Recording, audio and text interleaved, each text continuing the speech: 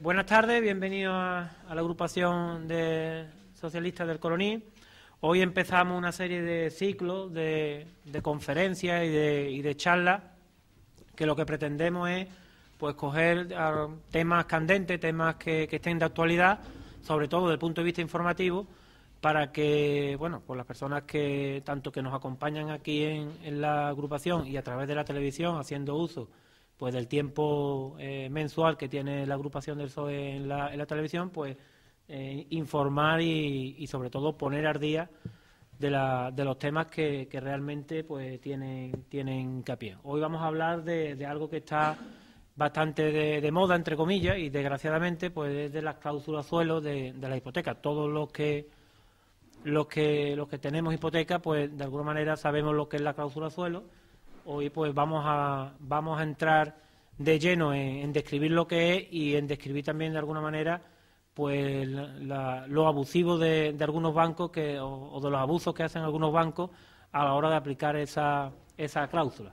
Hoy nos acompaña Agustín Guisado, él es abogado, es compañero nuestro de la agrupación de Morón, es asesor jurídico en la presidencia de la Diputación de Sevilla, y hemos querido, como compañero de partido y como persona que conoce bastante bien el tema, pues que nos explique un poco cómo se puede reclamar, qué es exactamente lo que es la cláusula suelo. El tema es algo que importa a mucha gente. En el Coroní, afortunado o desgraciadamente, hay mucha gente con hipoteca, y esto la verdad que, según vemos en la prensa, pues hay gente que se está ahorrando, reclamando, se está ahorrando un dinero importante porque hay ya sentencias judiciales, ahora seguramente Agustín nos lo explicará, hay sentencias judiciales que están echando para atrás estas cláusulas, y este va a ser el primer paso. El primer paso es informar, y a partir de ahí, tanto los que estáis aquí, si se veis afectados por ella, o los que nos ven por la propia televisión, pues desde la agrupación socialista, pues vamos a poner los medios para asesorar, para ayudar a las personas que quieran reclamar jurídicamente o judicialmente pues algún tipo de abuso por esta situación. Antes de dar la palabra a Agustín, sí me gustaría valorar, porque hemos visto ahora pues por las calles lo que ha presentado la dimisión el anterior alcalde, José Antonio Núñez. La verdad que no es una sorpresa para nosotros, pero bueno, yo creo que es importante pues explicar pues que es la primera vez que en toda la historia del Coroní, en toda la comarca, en parte de toda la provincia de Sevilla, que un exalcalde tiene que dimitir porque un juez lo ha condenado por hacer las barbaridades que hacían cuando estaban gobernando. En este caso es por no convocar pleno, por ignorar totalmente a la oposición, y más cosas que vendrán de distintos pleitos que tienen abiertos en general. Entonces, la valoración como alcalde no lo voy a hacer porque es un concejal más, pero hoy estamos aquí en sede partidista, y como secretario general de la agrupación del Coroní veníamos diciendo los últimos años pues que la manera de gobernar de Izquierda Unida no había sido, sobre todo, la más democrática, y ahora se demuestra que lo ha dicho un juez y prácticamente le ha obligado a dimitir.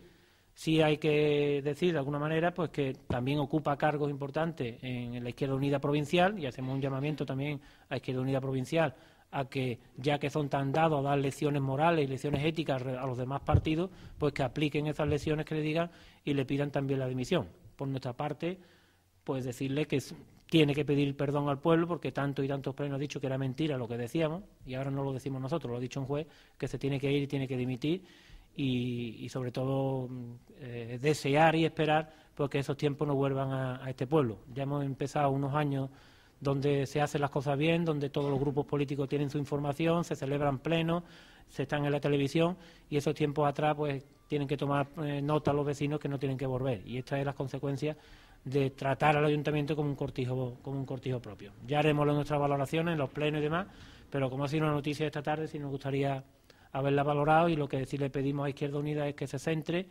que de alguna vez admita que los años de gobierno fueron un caos y fueron perjudiciales para nuestro pueblo, y que de alguna manera pues se centren en la oposición, porque a todo ayuntamiento le hace falta también un equipo de oposición que haga esa oposición. Sin más, pues le doy la palabra a Agustín, que empiece pues el foro que hoy hemos llamado la cláusula suelo de la hipoteca.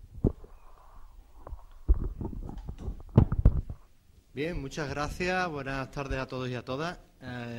Muchas gracias al alcalde del Coroní, y en este caso al secretario general de la agrupación socialista de este municipio, que cada día, hacía tiempo que no venía aquí, pero que cada día se nota que es un municipio que va progresando, que va creciendo, donde existe más la paz de cuando yo venía, que hace ya unos años, y sinceramente se nota el cambio y el impulso que a este municipio se le está dando desde hace ya una serie de años. Bueno, pues yo con mucho gusto, el secretario general me invitó a intentar, de alguna manera, exponer la problemática que supone, que en todos los medios de comunicación, todos ya y todas conoceréis, que es las cláusulas abusivas. ¿Quién no tiene un contrato donde exista una cláusula abusiva? Y en concreto yo me voy a limitar a tratar lo que me dijo Jerónimo, que es las cláusulas suelo. Bien. De entrada deciros que una vez más Europa, tan criticada, en este caso ha dado un paso hacia adelante desde mi punto de vista, porque gracias a una directiva europea el Tribunal Supremo ha emitido o ha dictado una sentencia en mayo de 2013 que supone un avance, un hito en lo que es la defensa de los consumidores que se veía, bueno, pues por los suelos desde hace mucho tiempo. Entonces yo voy a tratar un poco de explicaros lo más brevemente posible una materia tan técnica, tan complicada como es todo lo que es el sistema jurídico de protección de los consumidores y de las consumidoras y en concreto en qué contexto nos movemos y sobre todo cuál ha sido la gran novedad de esa sentencia del Tribunal Supremo que ha conseguido que una serie de, en este caso un colectivo Ausban, haya ganado una sentencia después empezaron en 2010 y hasta 2013 pues no han podido obtener, vamos a decir, un resultado exitoso. Bien, pues lo primero que tengo obligación de exponeros es un poco cuáles son las normas fundamentales, hay muchas, cuáles son las normas fundamentales que regulan todo lo que es la defensa y la protección de los consumidores y que en base a esa normativa pues se ha basado el Tribunal Supremo para dictar una sentencia que ahora, de la manera más brevemente posible, ya os digo, la sentencia tiene 99 folios y yo he intentado, por todos los medios, de una materia tan técnica, tan compleja, os voy a intentar que os quedéis con lo principal, la gran novedad que supone esa sentencia y el beneficio que le puede acarrear a los consumidores que se veían totalmente desprotegidos ante la situación de liberalismo feroz que existe y en la que los bancos, de alguna manera, pues no se han sensibilizado y que, gracias a esta sentencia, de alguna manera han tomado un poco de ejemplo. Lo primero que os quería decir, como os dije, es el contexto donde nos movemos. Y el contexto donde nos movemos yo lo he denominado el liberalismo salvaje. Yo recuerdo que nuestros padres, eso de la hipoteca, no es un invento, es un invento en el derecho romano y en el derecho civil, pero de alguna manera nuestros padres, eso de llegar a un banco y decir firma y toma el dinero, no. Ellos, por lo menos los míos, intentaban ahorrar todo lo posible y cuando tenían ya un ahorro, pues entonces compraban lo que fuera. Hoy no, hoy cualquier chaval joven o cualquier llega a un banco, o llegaba, ya no, y lo primero que te hacían es que te daban un préstamo. ¿Cierto, no? Bueno, pues yo a esto le llamo el liberalismo salvaje. Es decir, un descontrol, toma el dinero antes de hablar y luego ya hablaremos de las condiciones. Y en este tipo de situación es donde nos movemos y es donde existen o se detectan los abusos que ahora mismo vamos a intentar exponer. Bueno, pues en cuanto a la normativa principal, nos encontramos con lo que es el derecho europeo. Hay una directiva que es la que hay que detenerse y es la que le sirve al Tribunal Supremo para fundamentar esta sentencia, que es una directiva del año 93, la directiva 93/13. Esta es la que, de alguna manera, aunque no entra en vigor en nuestro país, porque España no ha querido todavía lo que se llama trasladar esa normativa a nivel interno, es la que ha utilizado el Tribunal Supremo como base fundamental para emitir este fallo que os he dicho. Por otro lado, nuestra Constitución, ahí tenéis la directiva que he dicho, la 93/13, de 5 de abril de 1993. En nuestra Constitución española, como sabéis, del año 78, en el artículo 51, establece todo lo que es el mecanismo de protección de los derechos de los consumidores y de las consumidoras. Si os dais cuenta, esto ya sería una cuestión muy técnica, ¿no? Pero el artículo 51 está ubicado dentro de una serie de derechos que no está comprendido en lo que son los derechos fundamentales. Los derechos fundamentales son los más importantes, como sabéis, y el derecho de los consumidores no está ubicado en ese espacio. ¿Eso qué quiere decir? Pues que de alguna manera existe un derecho de protección de los consumidores, pero que no va a tener el nivel de protección a nivel constitucional que tiene, por ejemplo, el derecho a la vida, el derecho al honor, el derecho a la libertad. Bien. ¿Y cuáles son las principales leyes? Voy a ir muy rápido voy a intentar no cansaros, esto os lo he dicho, es una materia muy técnica, muy jurídica, pero de alguna manera vamos a llegar a las conclusiones que yo creo que a ustedes os interesa. Las leyes fundamentales que tenéis que tener presentes en esta materia, si alguna vez decidís alguno de vosotros o de vosotras entablar una reclamación en relación a que una cláusula suelo que tengáis, ahora luego después lo veremos y podréis preguntar lo que queráis, pues tenemos a nivel legislativo el Real Decreto 1/2007. Hubo una ley, la Ley General, que desarrolló ese artículo de la Constitución, que es del año 1984, y después este Real Decreto, que lo que hace es una especie de consolidación, de compilación de toda la materia fundamental en relación a los consumidores. A nivel de Andalucía también tenemos una ley, que es la Ley 13/2003, y bueno, pues este es, vamos a decir, el mapa legal, para que tengáis un poquito de conocimiento, donde nos tenemos que mover a la hora de hablar del derecho de los consumidores. Luego existen otras dos normas, que va a ser muy curioso estas dos normas, por cómo de alguna manera los bancos intentan agarrarse a una orden ministerial, fijaros, para decir, bueno, el consumidor cuando llega y hace un contrato es consciente de que se ha cumplido todo el procedimiento de información a los mismos, con lo cual ha sido conocedor de todas las cuestiones antes de la firma. Cosa que, como vosotros y vosotras comprenderéis, y todos lo hemos sufrido, cuando uno llega a firmar un contrato de préstamo, lo que hace es leer mucha letra pequeña, el que lo lea, y muchas veces lo que hace es decir, bueno, ¿dónde tengo que firmar? Cosa que es un error, hoy en día, como ya se puede demostrar. Pero bueno, estas dos órdenes ministeriales también regulan esta materia o este procedimiento, qué trámites administrativos, qué documentación tiene que tener un expediente de concesión de un préstamo. Vale. Y ahora ya pasamos en concreto a la famosa cláusula abusiva. ¿Qué es una cláusula abusiva? Lo primero que tenemos que saber es a qué se refiere cuando hablamos.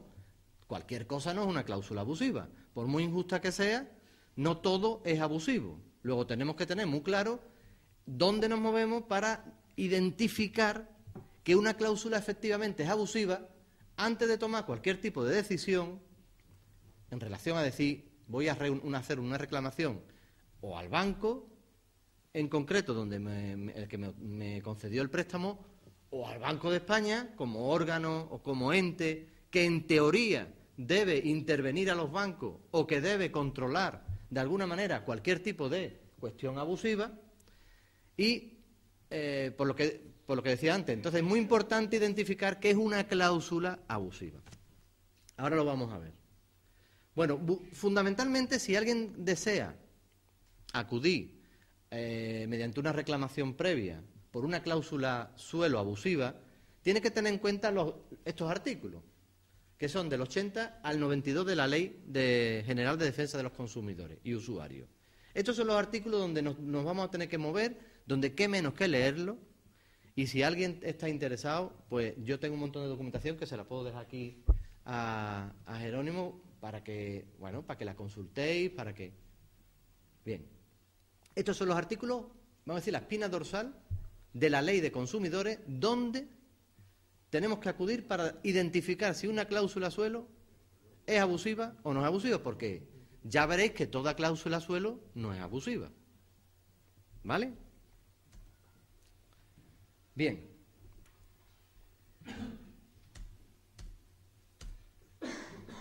Otra cosa que hay que saber antes de identificar si una cláusula es abusiva o no es abusiva, lo que es un contrato. Y un contrato tiene una serie de elementos. Para que un contrato sea válido, tanto los contratos de matrimonio, el matrimonio es un contrato, y todos los contratos tienen que tener unos elementos que se llaman esenciales y otros elementos que son los accesorios, los accidentales, o vamos a decir, los que complementan y se refieren al núcleo central de lo que son los elementos esenciales. En el caso de la cláusula suelo, estamos hablando de un tipo concreto de contrato. Hay muchos tipos de contrato. Bueno, pues estamos hablando del contrato de adhesión. El contrato de adhesión es un volumen de documentación donde hay un objeto principal que es el préstamo concreto que te van a dar y a cuánto tú vas a tener que desembolsar cada mensualidad, pero luego viene una serie de cláusulas anexas en un archivo independiente, complementaria, que de alguna manera es donde suelen introducir esta serie de abusos, esta serie de vicios ocultos, de alguna manera, que no es capaz de identificar un consumidor que llega a un banco y que se encuentra con toda esa amalgama de documentación, con un montón de cláusulas, y ante ese bosque, el consumidor es muy complicado que tenga capacidad suficiente, se está enfrentando ante un banco, en un contrato de adhesión que le han firmado a lo mejor 300.000 personas, identificar si en ese bosque, si en esa selva, no sé si me vais siguiendo lo que estoy diciendo, si tenéis alguna duda me interrumpí y yo con mucho gusto la resuelvo, si en esa selva existe o no existe un abuso. Luego, ¿dónde tenemos que mirar? Pues en las cláusulas esas que vienen anexas, no a lo que es el objeto principal del contrato, sino a lo que desarrolla después, a lo que amplía, a lo que detalla, a lo que concreta en ese sentido. ¿Vale? Luego este tema también es importante saberlo.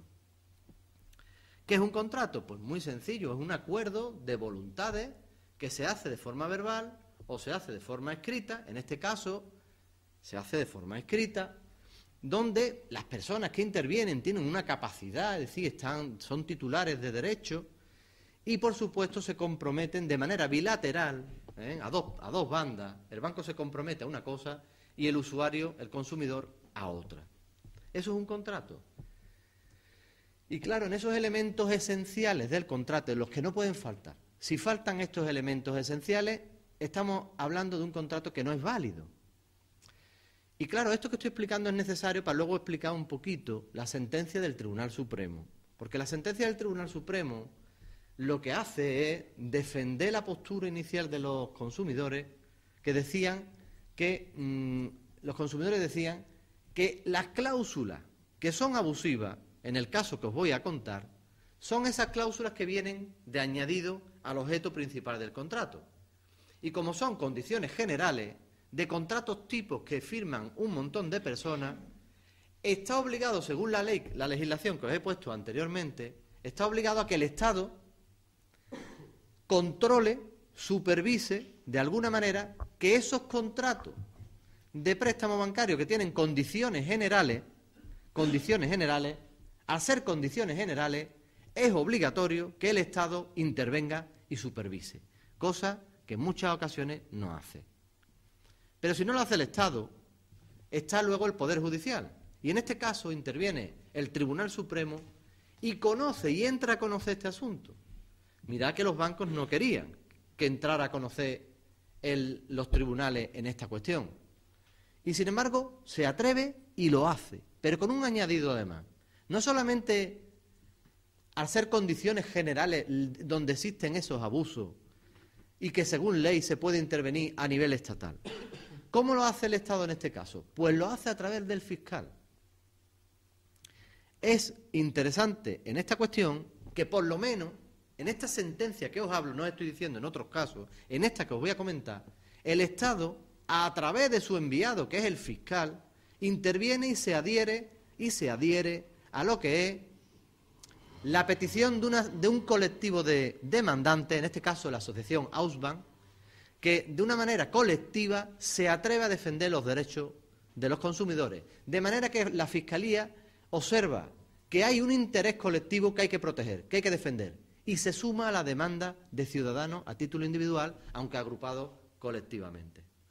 Lo digo, este es un poco el escenario donde nos estamos moviendo para pasar a explicar, como he dicho antes, la sentencia tan novedosa y que supone un hito del Tribunal Supremo. Bien. Luego, ¿ante qué problemática y para qué me ha dicho a mí el secretario general de la agrupación que venga aquí un poco a explicar desde mi humilde punto de vista, ante qué problemática social nos encontramos? Bueno, pues nos encontramos, como he dicho antes, ante los abusos. Los abusos de los poderes económicos, en este caso los bancos, que de alguna manera aplastante ningunean a los consumidores, los maltratan y ellos, buscando el beneficio económico, actúan de una manera totalmente fraudulenta, abusiva y despiadada.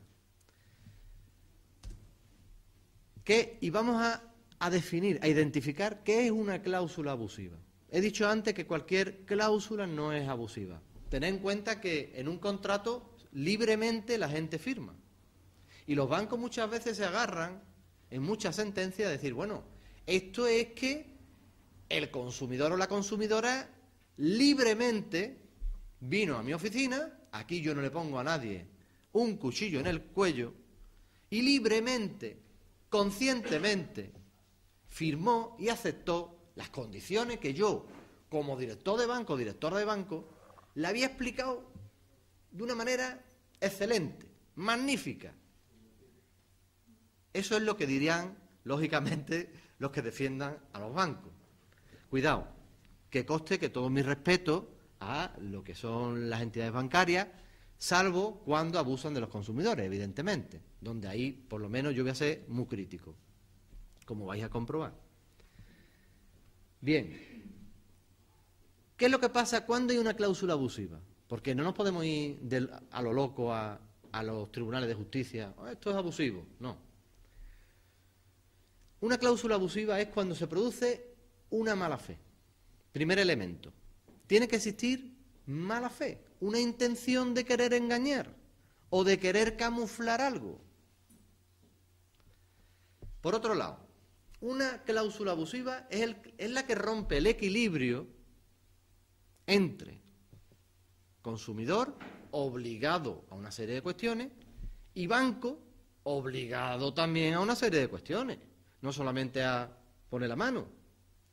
Luego, ese equilibrio, esa balanza, si se rompe, estamos dentro de una posible cláusula abusiva. Luego vamos a ver cómo se rompe esa balanza.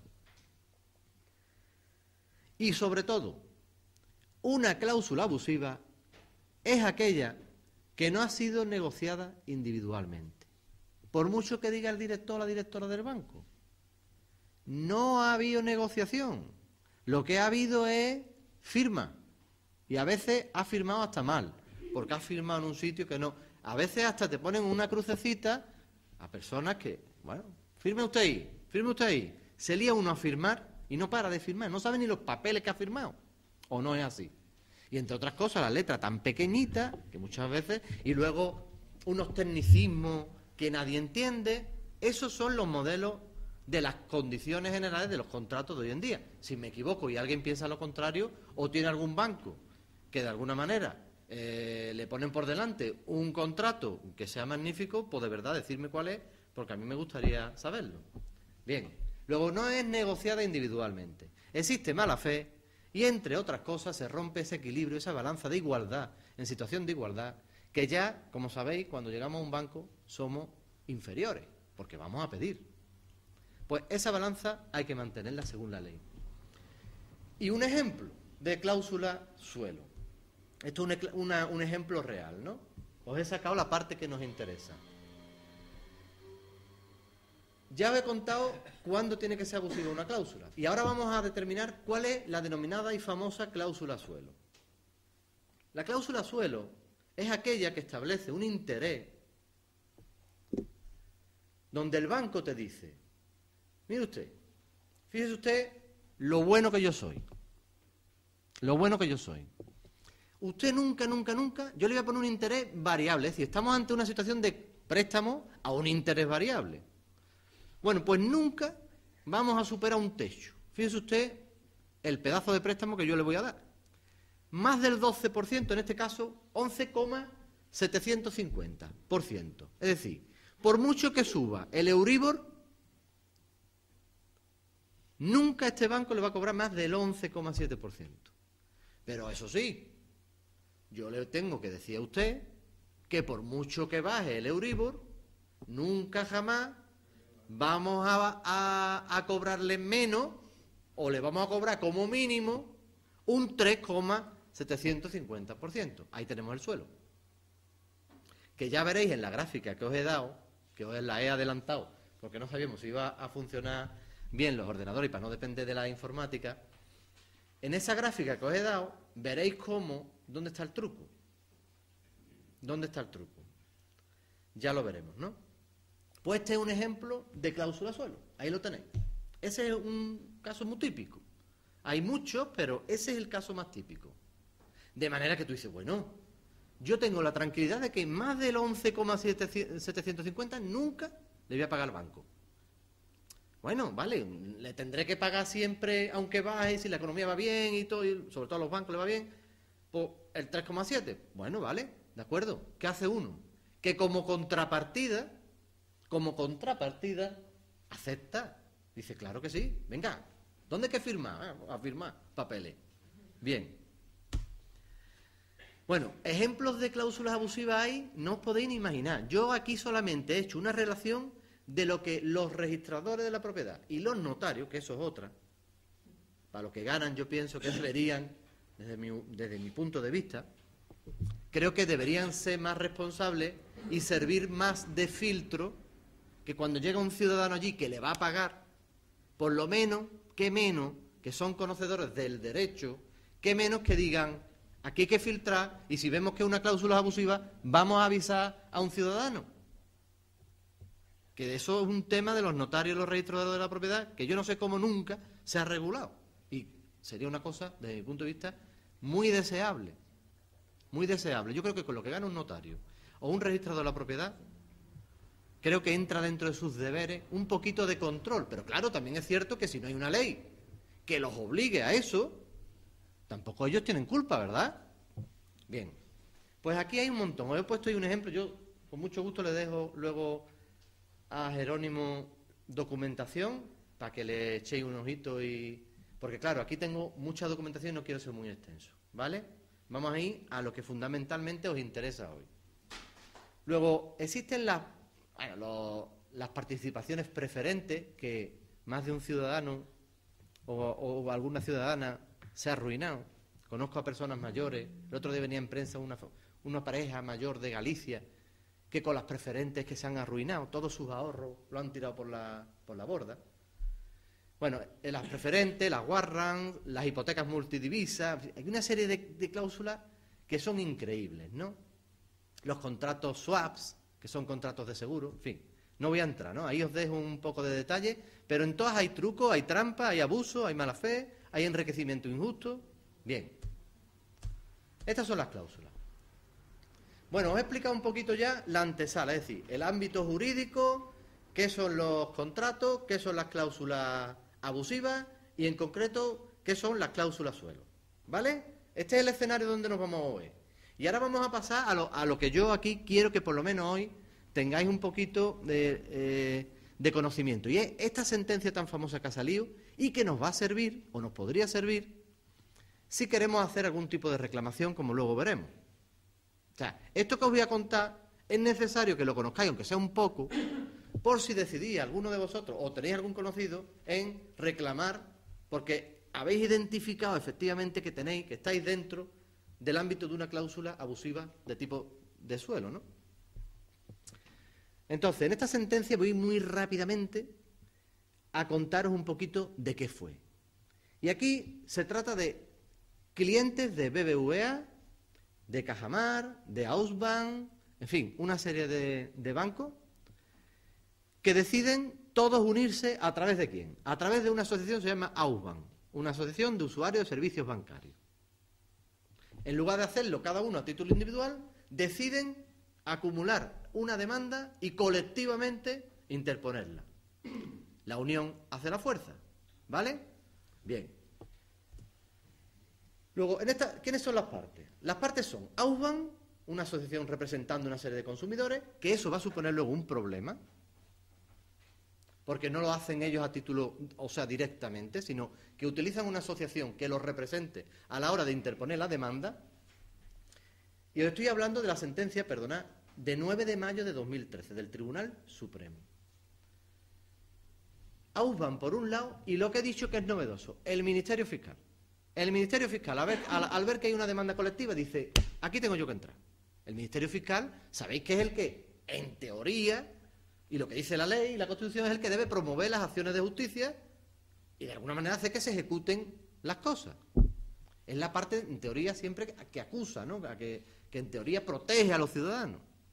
Digo en teoría porque muchas veces deja mucho que desear, pero bueno. Bien, eso por un lado. Y por otro lado, ¿quiénes son los recurridos? Los malos de la película. Los bancos. ¿Quién van a ser? El Banco Bilbao Vizcaya de Argentaria, Cajamar, Caja Rural, Sociedad Cooperativa de Crédito, hoy Caja Rurales Unidas, y Caja de Ahorro de Galicia, Vigo, Orense, Pontevedra, hoy NCG Banco, ¿no? Bien.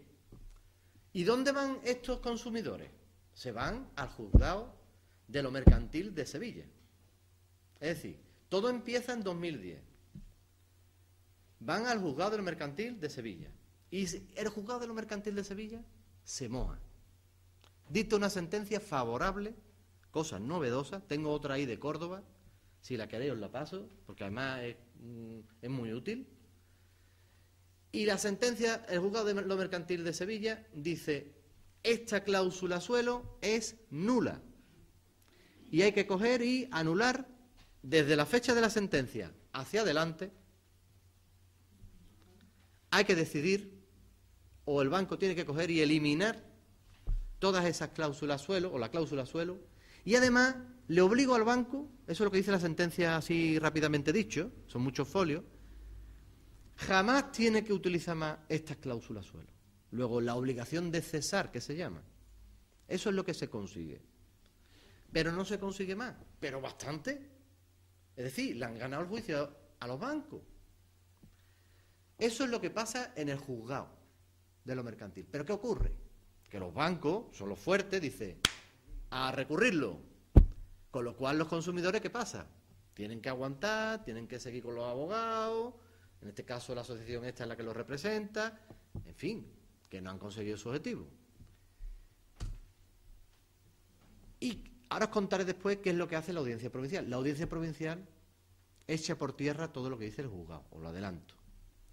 ¿Qué es lo que se va a recurrir? Pues ese archivo independiente, que son esas cláusulas que decía, que venían ahí un poco, en el caso del BBV, venían totalmente enmascaradas, camufladas, era muy difícil detectar dónde estaban, y tú en teoría habías contratado un Euribor al 1 y pico, y leche, ni el 1 y pico, ni el 2 y pico, la cláusula suelo es la que al final te va a afectar.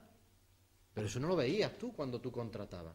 Bien, pues ese es el objeto del recurso, de la pelea, ¿no? Bueno, aquí os defino lo que es, cómo se maneja lo de los intereses, pero ahí no voy a entrar porque es una cuestión muy técnica, pero lo que es el interés, el tipo suelo este que he dicho, a veces se compone de dos elementos, que se llama el interés de referencia y el diferencial, ¿vale? Eso sumado es el interés a pagar. Pero en este caso quedaros con la cláusula suelo, que es el 3 y pico, ¿no? En este caso, ejemplo que hemos visto en concreto. ¿Me vais siguiendo o no? más o menos. Si alguien tiene alguna duda, que me pare, que es un tema que comprendo que puede ser un poquillo complicado. Bueno, los hechos, ya lo he dicho, se trataba de una pluralidad de contratos de préstamo, de hipotecarios de interés, a un tipo variable. Ese es el supuesto, ¿no?, de esa sentencia. La posición del demandante, en este caso de Ausbank, pues ya sabéis, solicitar una condena a los bancos a que cesen, que no vuelvan a introducir más cláusulas suelo, que eso es importante, por lo menos, mira, si las has hecho mal, no lo hagas más al futuro. Eso la ley te lo permite. Y luego pedir la nulidad. ¿Pero qué nulidad pedían? La nulidad de la cláusula desde el principio. Cosa que no le van a conceder. Ni le concede en la primera instancia, en el juzgado de lo mercantil, ni le va a conceder finalmente, como ya veremos, la sentencia del Supremo. Bien. Y luego solicita que estas cláusulas identificadas como abusivas se inscriban en un registro. En un registro para que cualquier ciudadano, que es la función de los registros, pueda acudir e identificar y diga, bueno, mi cláusula de mi préstamo es idéntica a este caso. Luego, si el Supremo ha dicho que es abusiva, pues yo entiendo que ya es abusiva y puedo pelear para intentar conseguir que me reconozcan que es abusiva y que por lo menos, desde que se dicte una sentencia hacia adelante, hacia el futuro, por lo menos me lo quiten. Me quiten lo que yo voy a pagar en el futuro de más si no lo peleo. Luego veremos esa parte, que es la que seguramente os interesará. ¿Qué tenemos que hacer si tenemos una cláusula suelo, ¿no? ¿Cómo actuamos? Bueno, la posición de las demandadas, de los bancos, en este caso. ¿Cuál es la postura? Lógicamente, pues nada, que no tenían legitimación activa. Es decir, que Ausbank es una asociación que para qué se mete ahí, que yo me relacionaré en un juzgado con los verdaderos interesados y además esto es una cuestión administrativa, es decir, yo he cumplido todos los requisitos administrativos del préstamo, con lo cual nadie me puede decir nada, la cuestión prejudicial administrativa. Y por otro lado, decía que no se trataba de condiciones generales, es decir, que cuando había el consumidor consentido, es que era libre y que, bueno, y que efectivamente el préstamo estaba bien hecho. Vale. Y por supuesto que la cláusula, como eso de que era abusiva, en absoluto. En absoluto. ¿Cómo va a ser abusiva una cláusula que haga un banco con todos los listos que son? Y la gente lo prepara que está. Para nada, ¿verdad? Bien. Bueno. La sentencia primera, estupendo. ¿De acuerdo? Vamos a seguir contando la historia. Viene la sentencia de la audiencia provincial y ahí se nos viene el techo abajo. El suelo y el techo. ¿Vale? ¿Y por qué? Porque dice todo lo contrario. La audiencia provincial se pone del lado de los bancos. Y dice todo lo contrario a lo que ha dicho antes un juzgado de lo mercantil. Luego, ¿qué hace Ausbank? Nada, aquí hay que seguir. Y muy importante, por eso la importancia del Ministerio Fiscal de que participe aquí. Aquí, en la audiencia provincial, le dicen, Ausbank no tiene lo que se llama legitimación activa, es decir, Ausbank no puede interponer este tipo de demanda. Si lo hubieran hecho los ciudadanos, cada uno a título particular, sí. Pero Ausbank no tiene nada que ver en este asunto, por mucho nombre que ponga de protectores o de los usuarios de los bancos. Para nada. Entonces se desaniman, ¿no? Los usuarios que han recurrido, que se han gastado un dinero, se desaniman. Pero ahí viene el fiscal y ahí sí es importante, ahí hay que reconocer que actúa bien. Como ve que existe un interés colectivo de un montón de ciudadanos, se mete en el juego y participa, se persona, se adhiere a la demanda, ¿vale? Luego eso consigue que continúe y la audiencia provincial, la sentencia la recurren al Tribunal Supremo. Y ahora vamos a lo que dice la sentencia del Tribunal Supremo, que es la que nos interesa conocer. Aquí he puesto cuáles son los fundamentos. Yo los voy a explicar muy rápidamente. Esto tiene 99 folios, esta sentencia, y es complicado hacer un resumen, y además con un lenguaje, lógicamente, muy técnico, que es complicado, que a mí me ha costado trabajo, lo reconozco en algunos casos, saber interpretar. Yo me he detenido en una serie de fundamentos que me parece que son los más interesantes y que además serían, desde mi punto de vista, los útiles a la hora de interponer una reclamación o una demanda ante el juzgado. Estos son los fundamentos de lo que es la sentencia, que entiendo que son útiles si alguien quisiera pelear su cláusula suelo. Lo primero, lo que he dicho antes, el Estado que pinta aquí. Eso dicen los bancos. Vamos a ver, si yo con ese señor he llegado a un acuerdo, ese señor es el banco, yo soy un consumidor, ¿qué pintan aquí? El Estado interviniendo en esta materia donde libremente nosotros hemos hecho lo que nos ha dado la gana, dentro de la ley. Existen unas condiciones generales que este ciudadano ha reconocido perfectamente que, bueno, que era totalmente lícita. Las cláusulas suelo son lícitas. Si yo las acepto, ¿por qué no? Ten en cuenta que nadie nos ha coaccionado, que eso es un pacto libre, un acuerdo libre. No sé si me estoy explicando. Luego, el Estado, ¿qué pinta aquí? El Estado, digo, el Ministerio Fiscal, que representa al Estado. Y por otro lado, ¿qué pinta aquí el Tribunal Supremo o un juzgado? Entrando a conocer no solamente, ojo, esto es importante, el Tribunal Supremo entra a conocer no solamente de lo que en la demanda se establece, de lo que se ha pedido en la demanda, que en derecho civil y en derecho mercantil, lo que uno establece en una demanda es lo único que tiene que resolver el tribunal. El tribunal no puede entrar a conocer de otros asuntos, porque él considere que es justo, no.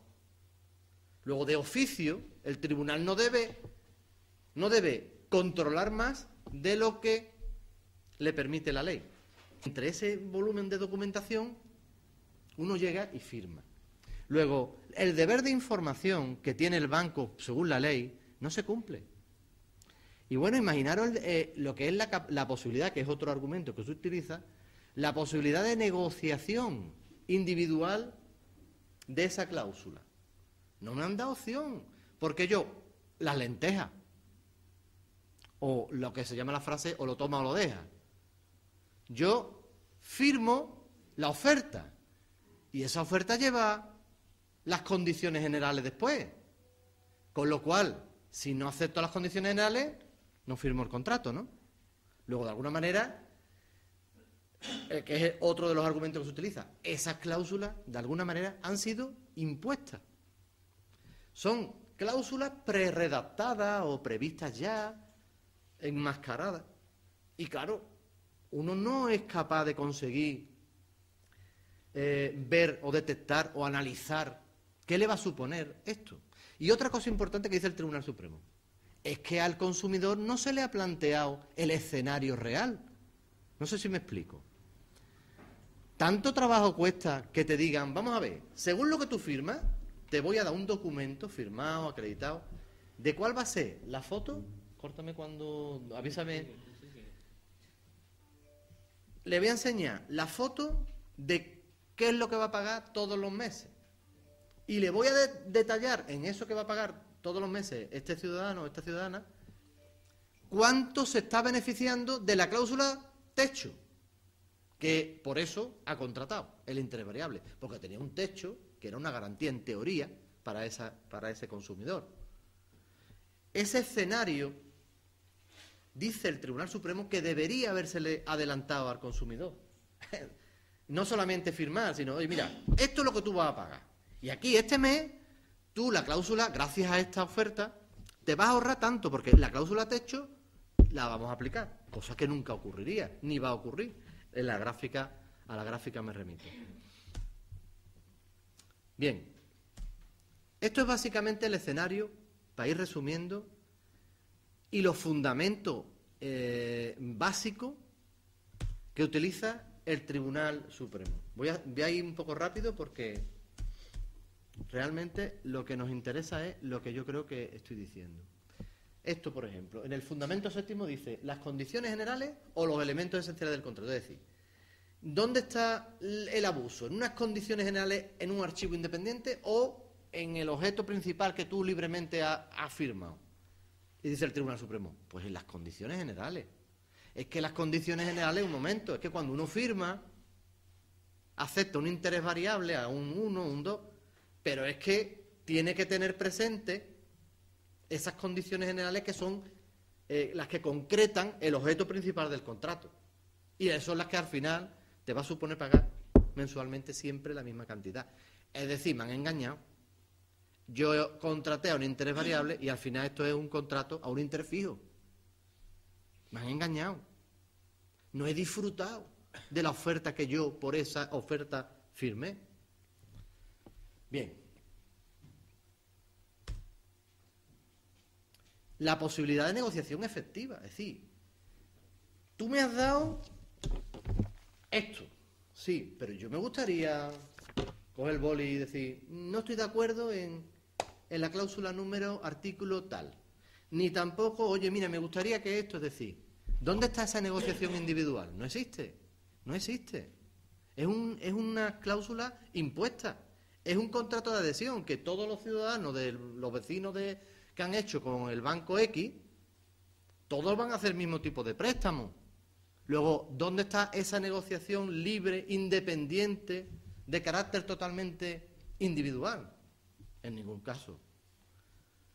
Luego, es lógico que se controle, que entre a conocer, en este caso, el Ministerio Fiscal y, por supuesto, los tribunales de justicia, ¿no?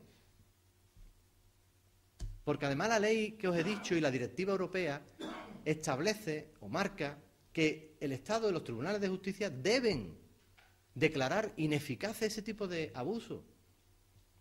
Están legitimados por ley, con lo cual hay que hacer uso de lo que diga la ley. Las leyes están para cumplirlas y no para lo que interese sí y lo que interese no, ¿no? Las lentejas, como yo he dicho antes, o el take it or leave it, en inglés también.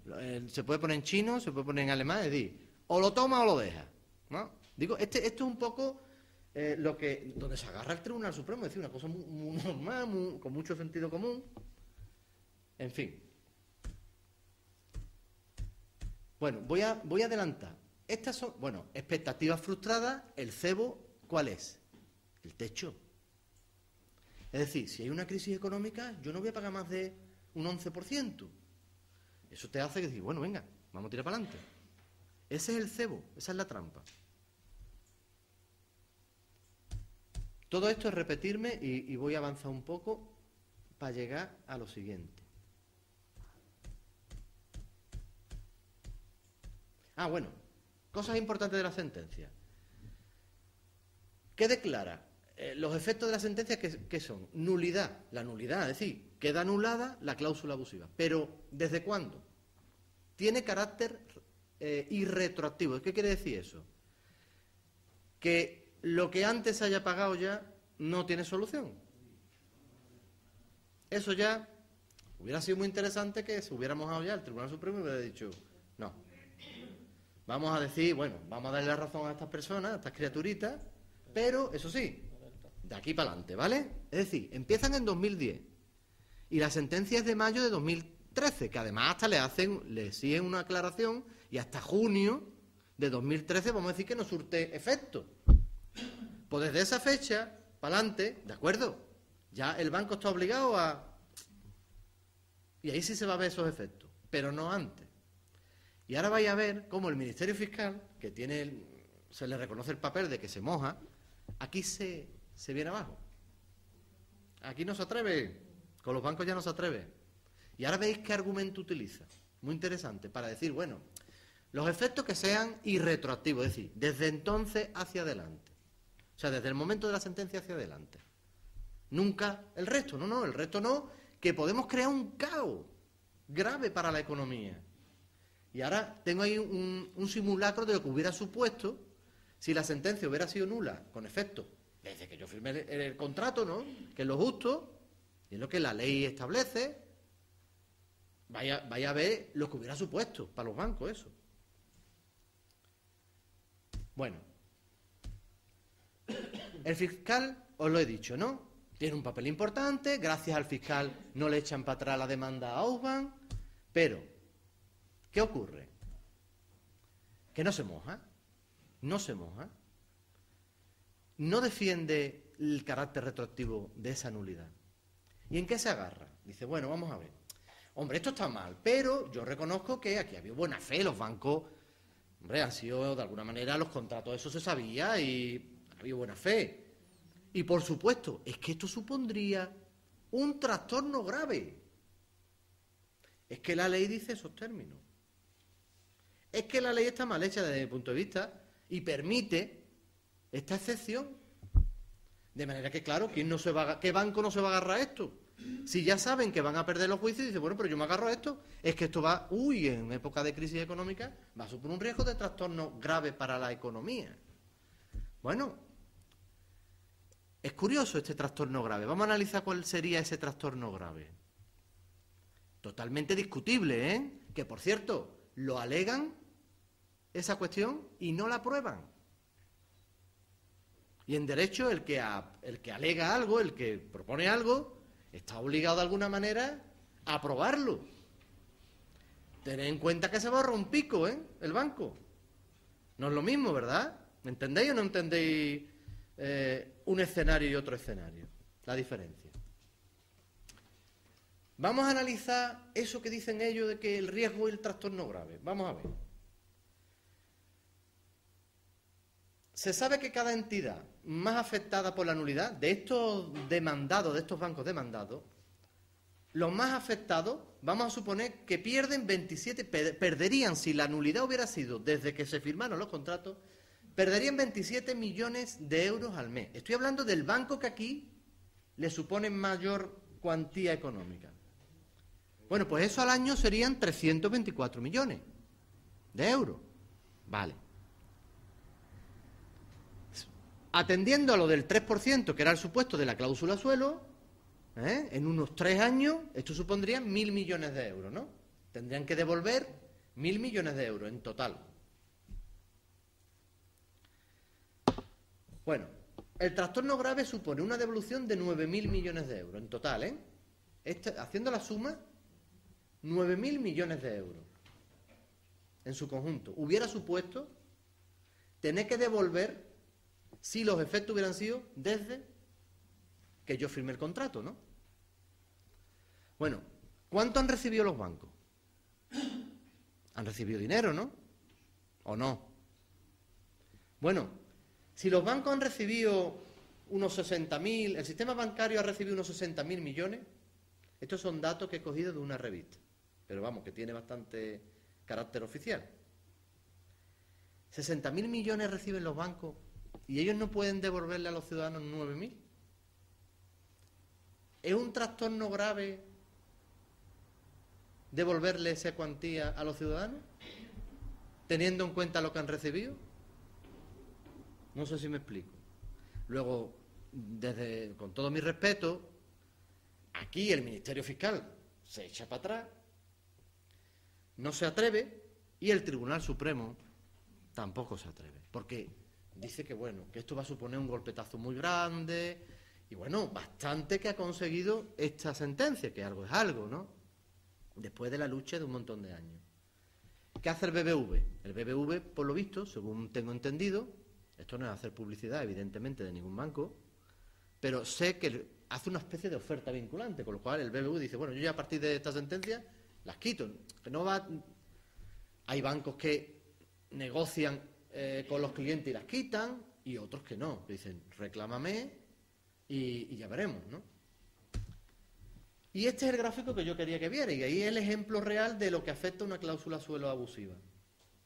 Si observáis la gráfica, donde está el 3, un poquito por encima, esa línea discontinua, aquí estaría, vamos a decir, la cláusula suelo del 3,5, ¿no?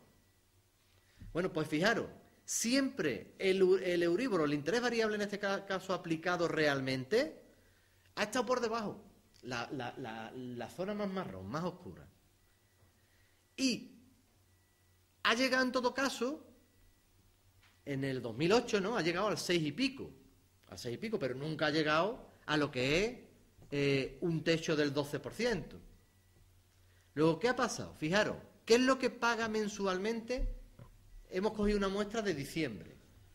Diciembre de 2009, diciembre de 2010, diciembre de 2011, lo tenía a la derecha, diciembre de 2012 y mayo de 2013, cuando se da la sentencia. Fijaros, con la cláusula suelo, el escenario con la cláusula suelo y sin la cláusula suelo. La cláusula suelo siempre ha pagado 520 euros, ¿no? Es decir, al final un interés fijo, no es variable, como a mí me ofertaron. ¿Cuánto le ha supuesto de más por aplicar esa cláusula suelo? Pues fijaros, en el mes de mayo de 2013 le ha supuesto 105 euros más esa mensualidad. Que, oye, sobre 520 euros, pues es un dinero, ¿no? Es un tanto por ciento elevado. Luego, este sería el escenario sin cláusula suelo, aquí a la derecha, y el de cláusula suelo a la izquierda.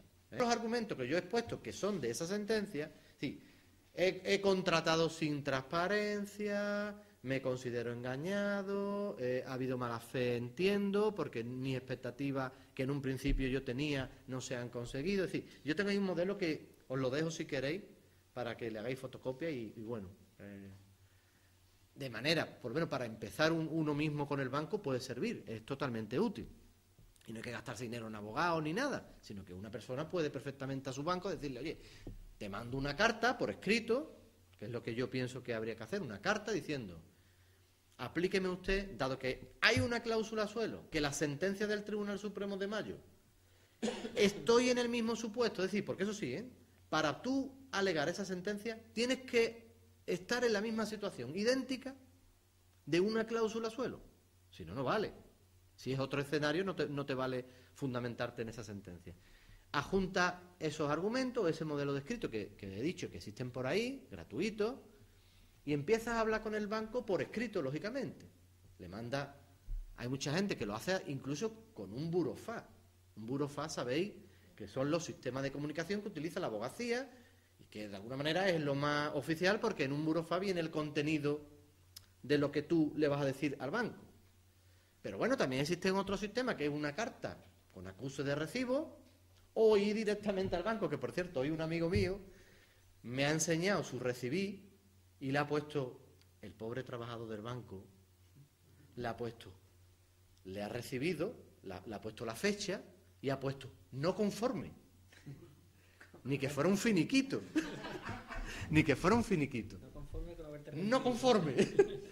Fijaros hasta qué punto está llegando incluso los empleados de algunos bancos que, bueno, que a lo mejor es que temen que hayan hecho algo mal, ¿no? Como saben que este tema está en plena ebullición y que los ciudadanos han dicho si hace falta no haga falta.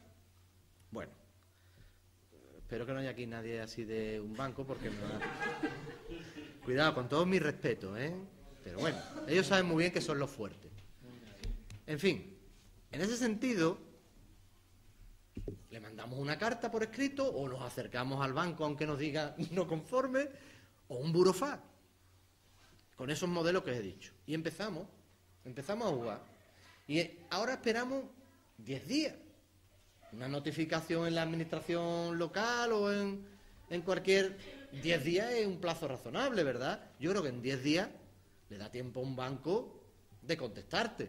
Y ellos saben muy bien de este tema, Luego unos 10 días, 15 días. Si no hace nada el banco, ¿qué hace? O le reiteras el escrito o directamente te pones en contacto con... O tú a título individual sigues tu guerra o bien te pones en contacto con alguna organización que de alguna manera lo hace a nivel colectivo. ¿Vale? Según me dicen a mí, si se hace a nivel colectivo siempre hay menos riesgo económico. Tened en cuenta que esto supone un riesgo económico, que aquí estos ciudadanos están desde 2010 hasta 2013 pleiteando. Y tiempo es abogado, costas procesales de Gallardón, etcétera, etcétera. Si tú tienes muy claro que lo vas a ganar, para adelante. Pero que sepas que te va a suponer un dinero.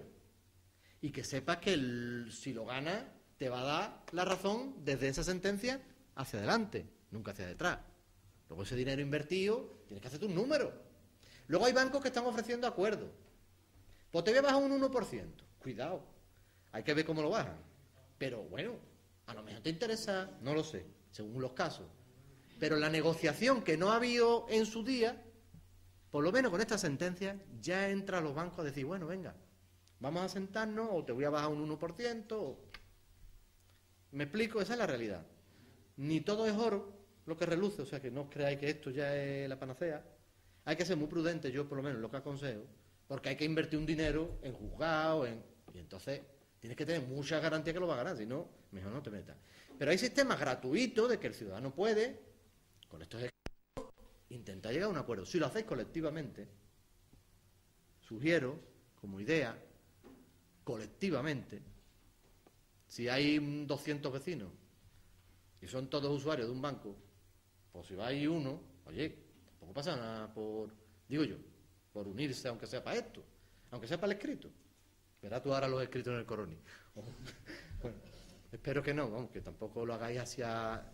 esto hay que hacerlo de una manera muy meditada, muy asesorado, cuidado, os tenéis que asesorar bien, y bueno, pero lo que uno puede hacer no necesita ni abogado ni nada, ¿vale? Esos escritos los tengo yo ahí, esos modelos, y los voy a dejar aquí a Jerónimo para que él los tenga y si no entran en razones, a la vía judicial. A la vía judicial, con sentencia, que lo único que hay que hacer es calcar los argumentos del juez, o el tribunal en este caso. Meterlo en la demanda y para adelante.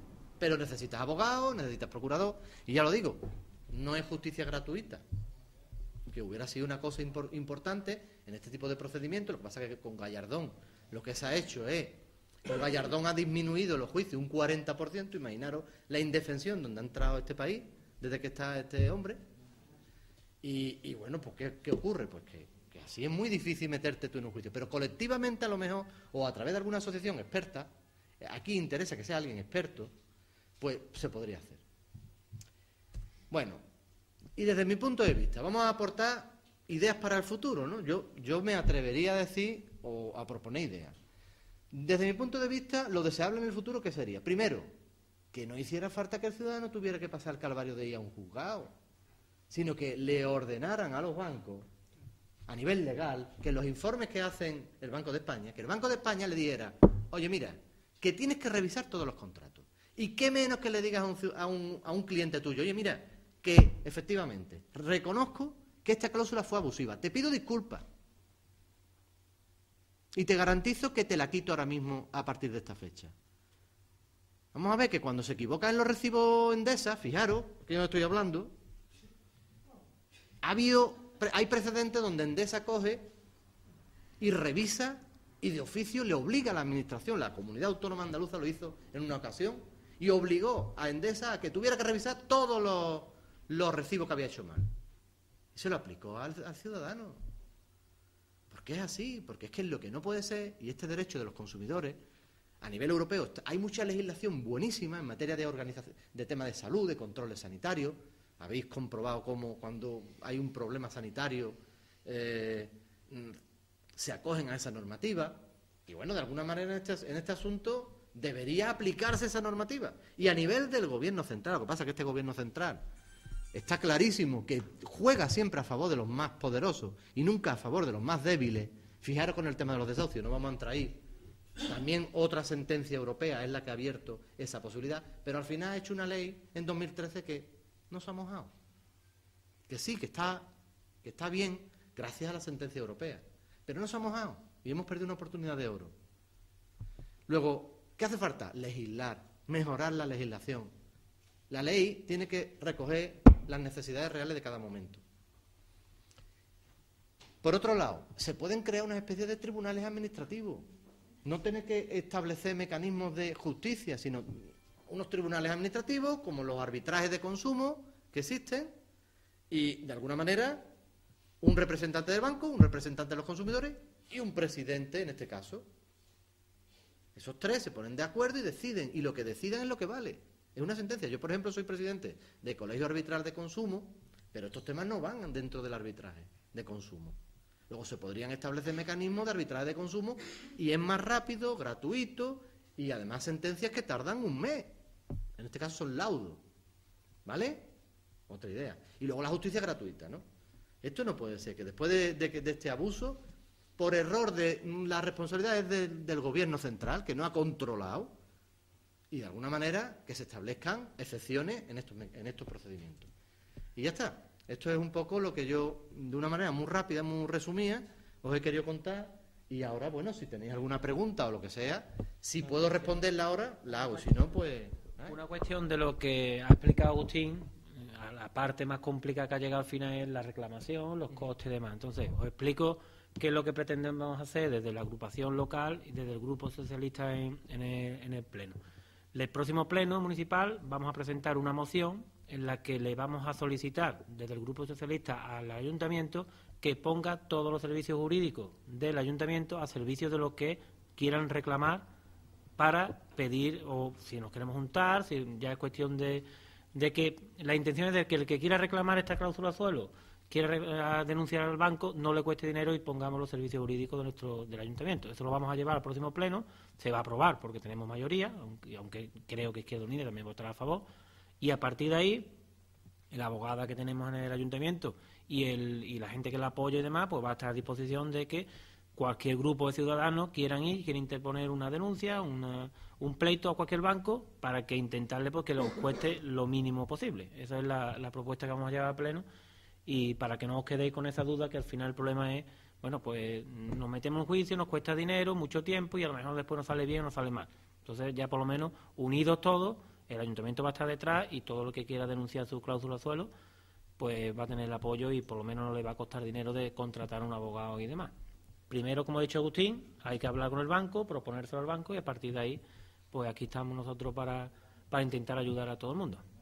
¿Alguna duda que se haya quedado encima de la mesa sobre lo que tengáis? ¿Ha quedado todo claro? ¿No? Si tenéis alguna duda,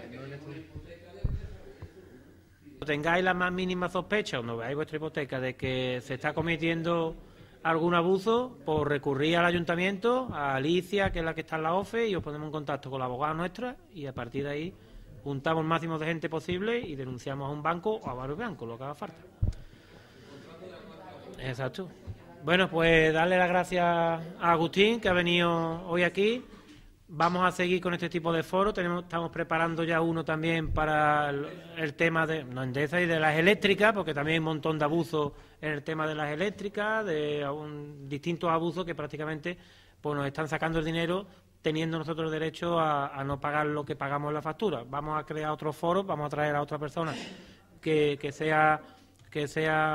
bien informada en el tema y vamos a intentar pues que todas las personas que aquí prácticamente estamos todos siendo pocamente nos abusa de nosotros y de nuestro patrimonio todas las compañías eléctricas, en este caso Endesa en nuestro pueblo, pues intentar reclamar también una serie de cuestiones que nos están cobrando de más y vamos a decir cómo se puede reclamar y también, igual que ahora, pues vamos a poner los medios desde el Ayuntamiento para que todo el que quiera reclamar pues lo vaya haciendo. Así que gracias, Agustín, gracias a todos por haber estado aquí y os emplazamos el próximo mes a esta charla que ya os comentaba. Muchas gracias a todos.